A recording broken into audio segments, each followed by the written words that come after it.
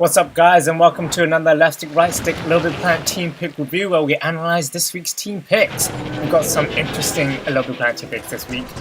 First up, we're going to talk about the Sea Monster Boss Chase by Eric the Cool. It's also got a longer name, this Oddsock's Worst Phobia, and it's a very dynamic level. Lots going on, lots to see, and it is a very exciting level. It really keeps you on your toes. Sort of all the destruction that's happening around you really makes the level very engaging. It gives a real sense of urgency, and we're set in some sort of like port level, and you know, we're Oddsock trying to escape this sea monster, which is most of the time not really on screen. That's sort of my main gripe with this sort of level, is that I really wish the camera would have been maybe a bit further out so that we could actually see some more of the monster while we're being chased, because mostly we just see a lot of destruction going around, which is great and all, but you know, the whole point of this level is, you know, sea monsters, the boss chase, but everything else, all the actual obstacle destructions are actually very nicely timed. You know, you might fall off, but you know, it's a really good, well-timed destruction and obstacles falling into your path. And what is also really nice about it is sort of all these sort of obstacles really fit into this whole theme of this being in the pier and everything. It sort of flows very well, which is actually nice. And the only other gripe I'd probably have about it is that it's quite a short level. It's a real shame that it's really short, and it's good that they've also thought about death in this whole level, where you actually keep moving along. And one also strange bit is that you can actually be in the mouth of the monster, strangely. But I didn't do so well in this actual playthrough. I did better in my stream, so you should check that out. I got quite higher score then, but really nice deserved team pick. Next up we have Spooky Mansion by VilletteVillain. It's you know, it's kind of what it says. It's a spooky mansion. Well, it's not so spooky. I don't really find it particularly spooky, but it did have a sort of Halloweenish sort of theme. It feels like this week's team picks are a bit more Halloweeny. We're coming up to October. We're not even at October. We're not even at September yet, but we're getting there. It's got some. We're doing some spooky themes this week. Spooky Mansion has, you know, used Pumpinator, although I think weirdly we actually get used. You know, we can hold all the items in the side pocket for some reason, even though we only use the Pumpinator.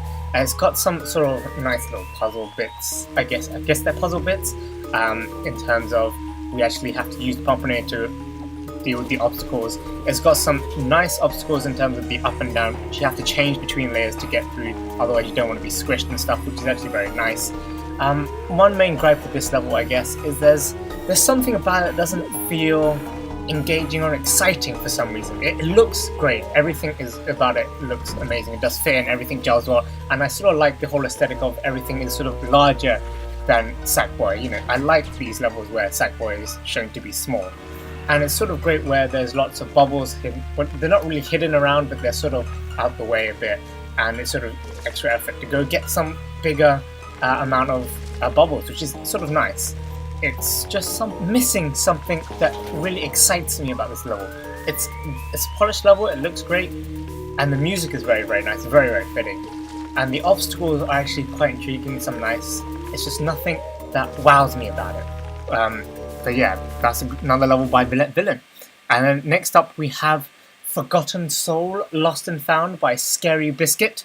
Obviously you can see there's a little nightmare sort of theme to it.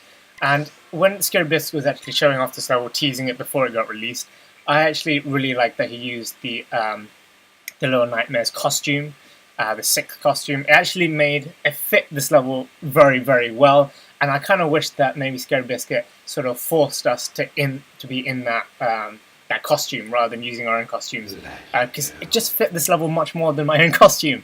But I really like the aesthetic of this level. It's really great. The whole atmosphere created in this is sublime. I really like it. The whole industrial section was very cool. What did mess with me a bit was sort of the transition from the industrial section to this sort of ancient ruin-like section. I didn't quite get this sort of transition. It wasn't really, it didn't click in my mind why that happened. And you know, it's a continuation of the Forgotten Soul sort of series of SCARYBISCUIT's levels, where we have to bless all these sort of spirit things caught up away, you know, in cages. But I really like the lighting in this whole level. It is beautiful. It does make it feel a lot more epic than it feels to play though. The actual setting, if you're just standing there looking around, it looks so much more epic than it feels, going through. It does feel a bit slow, and also I really don't like the way the jump pads are worked in this level. They stand out too much. But overall, I think this is still a reasonably solid level. I've gotten sold by SCARYBISCUIT. What do you think of these team picks? Let me know in the comments below. Did you like them, or what didn't you like about them? And I hope you enjoyed this team pick review. Definitely stay tuned, become a subscriber to check out more Left Stick, Right Stick, LittleBigPlanet team pick reviews.